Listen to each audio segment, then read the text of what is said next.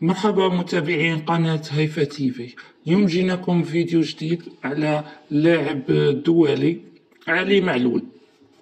ولد علي معلول في 1 يناير سنة 1990 بمدينة صفاقس التونسية.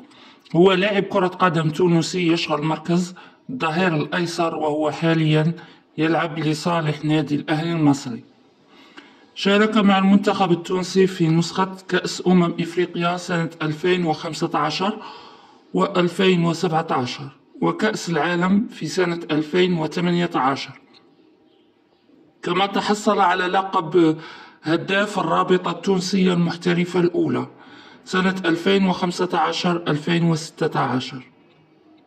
مع النادي الرياضي الصفاقسي. انضم إلى نادي الأهلي في عام 2016، وكانت أكبر صفقة رابحة في تاريخ النادي الأهلي المصري، حيث سجل 44 هدفا وفاز ب17 لقبا.